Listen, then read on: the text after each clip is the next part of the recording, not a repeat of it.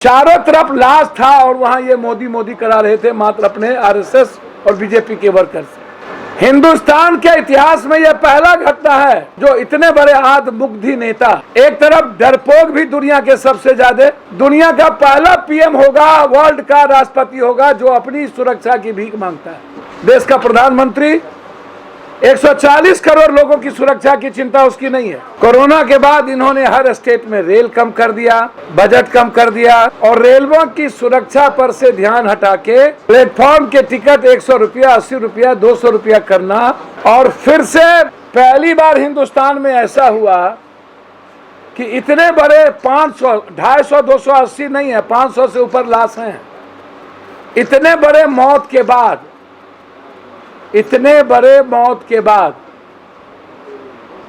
नरेंद्र मोदी जी वहां गए तो वहां अपनी वहां जय जयकारा करा ली। एयरपोर्ट के तरह अदानी को रेलवे को बेच देना। इस हिंदुस्तान के पहले रेल मिनिस्टर लाल बहादुर शास्त्री, उन्होंने रिजाइन किया। और सिंधिया, उन्होंने रिजाइन किया।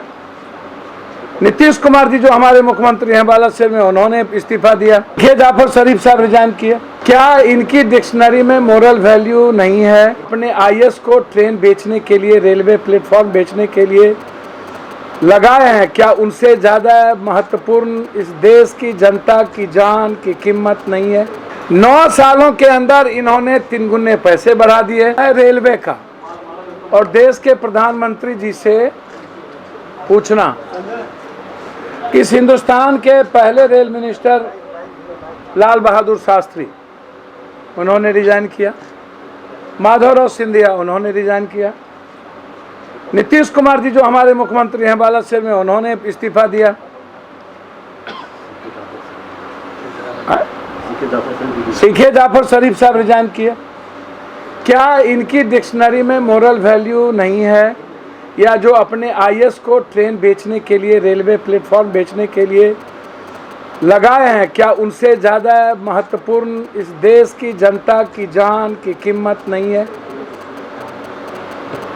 क्या उनकी कोई वैल्यू नहीं है? क्या हिंदुस्तान में जब रेलवे विभाग को लाया गया था और अलग बजट दिए गए थे और आपने इसको जनरल बजट में कर दिया और मात्र 2 लाख कुछ करोड़ रुपया इसका बजट है। हिंदुस्तान के रेल विभाग का मतलब था नो प्रॉफिट और नो लॉस। गरीब आम आदमी, मिडिल क्लास, महिलाएं और बेरोजगार मजदूरों के लिए एक सुरक्षित ट्रेन, साफ सुथरा ट्रेन और आम आदमी को पर बोझ कम पड़े और एक लंबा सफर कर सके। 9 सालों के अंदर इन्होंने 3 गुने पैसे बढ़ा दिए। कोरोना के बाद इन्होंने हर स्टेट में रेल कम कर दिया, बजट कम कर दिया और रेलवे की सुरक्षा पर से ध्यान हटा के प्लेटफॉर्म के टिकट 100 रुपया, 80 रुपया, 200 रुपया करना।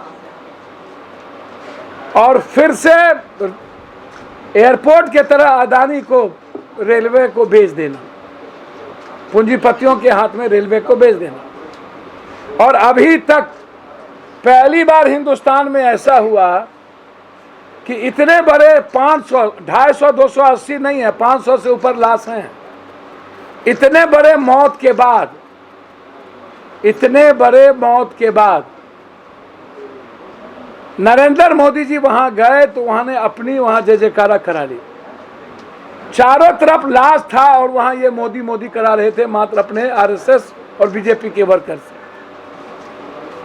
हिंदुस्तान के इतिहास में यह पहला घटना है जो इतने बड़े आत्ममुग्धी नेता, एक तरफ डरपोक भी दुनिया के सबसे ज्यादा, दुनिया का पहला पीएम होगा, वर्ल्ड का राष्ट्रपति होगा जो अपनी सुरक्षा की भीख मांगता है।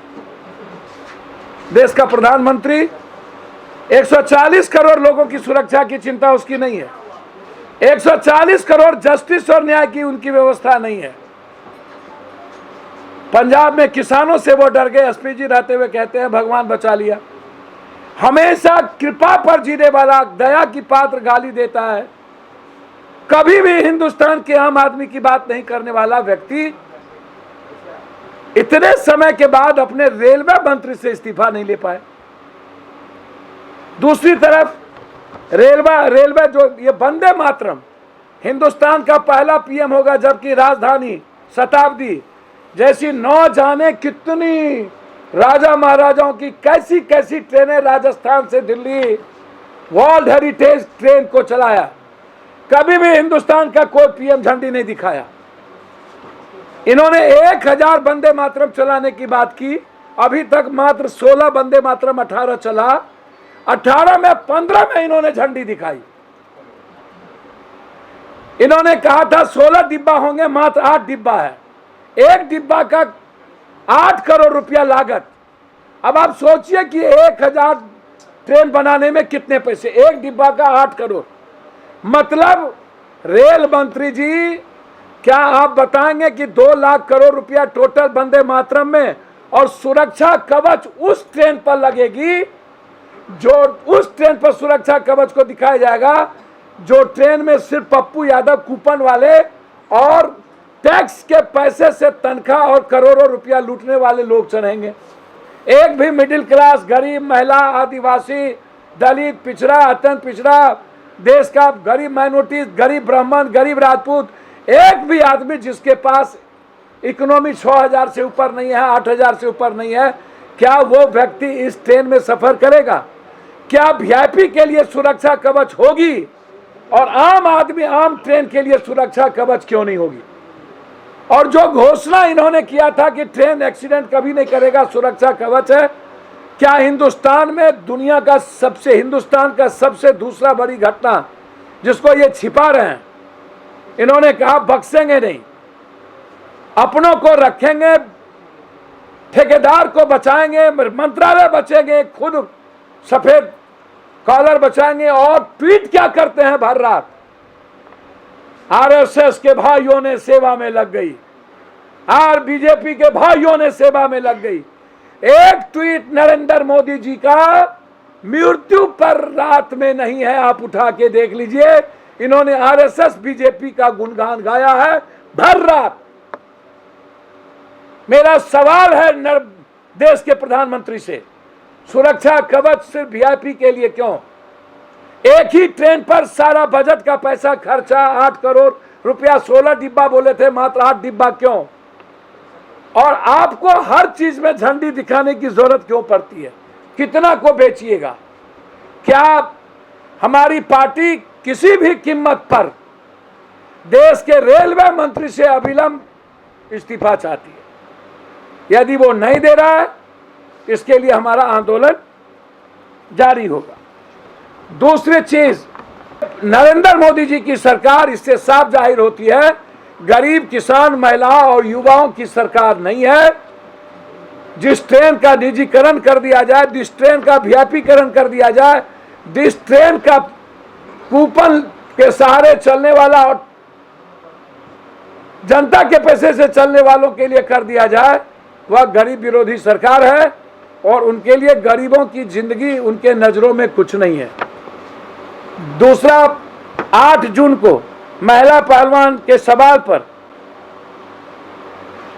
महाधरना की होगी पटना में। जिस तरीके से निर्लजता का हद कर दिया बीजेपी और आरएसएस की सरकार, जिस तरीके से एक बेटी आई थी सिंगापुर से मृत, जिनका नाम निर्भया था, देश के पीएम और देश के सोनिया गांधी जो वाहिद एक शख्सियत है, वो गई थी एयरपोर्ट पर लाने के लिए उस लाश को। पूरा देश रो रहा था। क्या इस हिंदुस्तान को आप गोल्ड मेडलिस्ट नहीं रहने देना चाहते हैं? क्या आप इस हिंदुस्तान को रेपिस्ट इंडिया बना देना चाहते हैं? क्या इस देश में जिस तरीके से पूरी बीजेपी महिलाओं के साथ शोषण करने वाला, मैं जानना चाहता हूं, जो चीज कल टेलीग्राफ में पूरा डिटेल में हिंदुस्तान में दिया गया है, क्या ये बेशर्मी नहीं है? क्या ये देश के बेटी बचाओ बेटी पढ़ाओ, जब वो बात जो उसने कही थी, उसने क्या हमेशा, आप उठा करके देख लीजिए, लगभग इन लोगों के लोग ऐसे बलात्कार के केस में फंसते हैं नेता। कब न्याय मिलेगी? और उसको भी जाति से जोड़ दिया इन लोगों ने, जाट और गुज्जर से। बेटी को जाट से जोड़ना, जाति से जोड़ना, बारे बा। मुजफ्फरपुर में ऑनर किलिंग होगी बेटी की। एक गरीब की बेटियों को पातेपुर में कल 6 लड़के ने बलात्कार करके फेंक दिया। हिंदुस्तान की जनता क्यों सोई हुई है? और मैं आज सीधा आरोप लगाता हूं, मोदी जी के अनंत नफरत और अनंत झूठ के बाद हिंदुस्तान की जनता और मोदी गोदी मीडिया, क्या कारण है कि आज भी गोदी मीडिया मोदी जी को जिंदा रखना चाहती है और हिंदुस्तान की जनता चुप क्यों है, मौन क्यों है, सड़कों पर क्यों नहीं है, क्यों कैंडल नहीं जल रहा है? ये सवाल है। इसीलिए पहलवान की लड़ाई हम 8 तारीख को शुरू करेंगे पटना से, और उसके बाद जो निर्णय खाप का होगा उसके साथ हम लोग पूरा प्रदेश खड़े रहेंगे। पूरा प्रदेश में धरना होगा, राजभवन मार्च करेंगे। जब तक बेटियों को न्याय नहीं मिलता है तब तक चैन से नहीं बैठेंगे। ये मैं आपको बहुत क्लियर कह देता हूं, और 8 तारीख को मेरी घोषणा साफ है। बहुत बहुत धन्यवाद। 2 हमारे नाम बताइए। फैजान अहमद हुआ मेरा नाम। फैजान अहमद, ये जनता दल यू में अल्पसंख्यक महासचिव थे। जनता दल यू में उनको अल्पसंख्यक महासचिव के पद से छोड़कर इन्होंने जन अधिकार पार्टी और पप्पू यादव में विश्वास किया है। बहुत ही जीनियस है हमारे इनको। और दूसरा पंकज मिश्रा जी, इनको युवा शक्ति का राष्ट्रीय प्रधान महासचिव बनाया गया है, जो दिल्ली के टॉपर जीनियस रहे हैं, जो देश भर में युवा शक्ति को कैसे मजबूत किया जाए। और बिहार में पप्पू ब्रिगेड, जो आरएसएस का तर्ज है, जो अन्य दलों में शाखा है, एक पप्पू ब्रिगेड जो सामाजिक कामों में जब भी कोई पानी, जब भी कोई ऐसी बेटी बचाओ बेटी बचाओ इतनी बड़ी घटना होगी, युवा शक्ति और पप्पू ब्रिगेड मिल करके पार्टी को ताकत देगी। और मैं उम्मीद करता हूं कि 8 तारीख को पप्पू ब्रिगेड और युवा शक्ति पार्टी का जो निर्णय है उसमें भागीदारी मजबूती के साथ निभाएगी। और गवर्नर हाउस मार्च में हम दोनों को देते हैं कि बड़ी उम्मीद के साथ आगे बढ़ें। इन दोनों को मनोनीत किया गया है। बहुत बहुत धन्यवाद। मैं चाहूँगा कि को पिना दें।